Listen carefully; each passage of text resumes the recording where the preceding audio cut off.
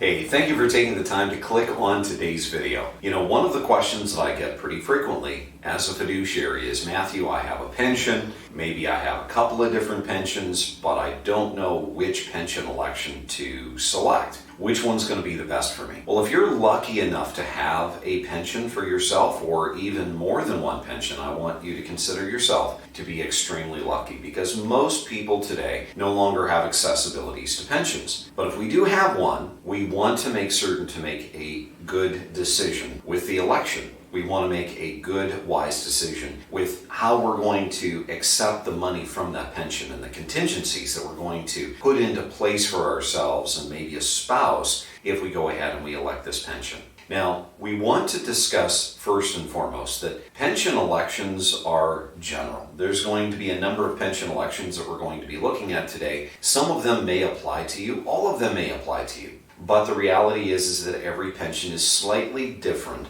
from its relative. Now, we also see that there is differences between pensions that come directly from corporations that are private versus pensions that come from the public sector. And we all know that there is the liability that pensions can go broke in the future. Now, there's been a number of safeguards that have been put into place to help shore up pensions, but often pensions are victims of mismanagement. In other words, the money inside has been mismanaged. There's excess costs and fees that are being charged to these pensions. And what that does is that puts the pension under pressure that they may not last as long as they've been mathematically expected to last. Another pressure that is coming into pensions in a very rapid pace is the fact of the uncertain liability of longevity. Pensions obviously are something that are designed to produce income for the rest of your life, but how does that pension actually know precisely how long you're going to live before you pass away? The answer is they don't. And with people living longer and longer, this is also creating unnecessary or unforeseen burdens to these pensions.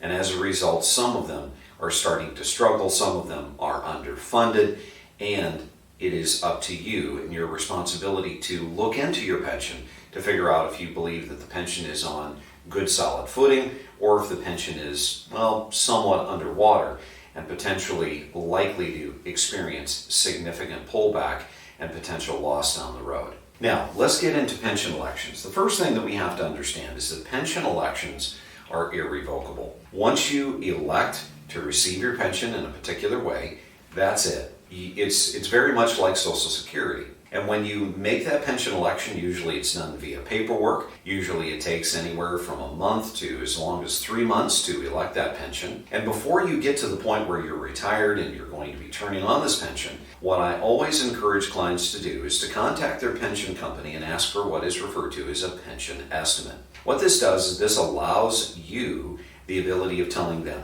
well, what if I retire on December 25th, 2 years from now? What is my pension going to pay me? What if I retire this year in 5 months? What happens if I retire in 3.5 years? You're able to set the criteria, and that pension estimate is then able to give you good quality numbers so that you can determine when you retire and you turn on this pension, if you choose to do that, how much income it's going to produce for you. Now, generally speaking, there is going to be a total of 4 different pension options that the pension is going to provide you. The first one is going to be what is referred to as life only. When you have a life only election, it's going to be pretty attractive. Let's face it, it's going to provide you the greatest amount of monthly income from that pension. The problem is that we must realize that if you elect the life only and you die 30 days after turning on that pension, that's it. The money stops. It doesn't convey to your children, it doesn't convey to a spouse. It simply takes all of the money that has not been paid out to you and it pushes it back into the pension bucket for all the rest of the pensioners to enjoy for income. It will provide you the greatest amount of income, and if you're a single person, you know that you don't have a spouse to care for, maybe you're in a position where you really, really need the income, this is going to provide you a check for the rest of your life, as long as you understand that it will end as soon as you do. The second option is going to be what is referred to as a time frame. Period certain represents we have this amount of money in the bucket, and you elect how long you want us to take to completely pay all that money out to you. This is where you're going to be selecting 5-year period certain, 10-year period certain, maybe 20-year period certain. And that means that they're going to take that duration, that time frame that you've provided them, and they're going to pay all of that money out by the end of that time frame.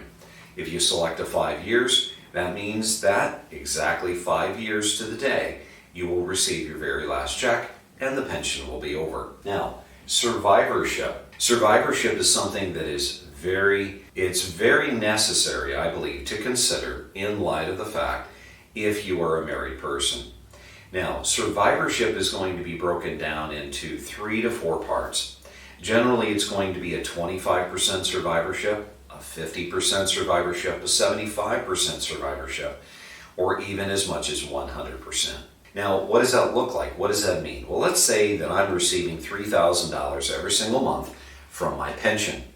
If I have elected a 100% survivorship, that means that for the rest of my life, as long as I'm alive, I'm going to receive $3,000 every single month. If I have selected that 100% survivorship, and let's say that I died 5 years down the road, now my spouse is going to continue to receive the $3,000 every single month for the rest of their life.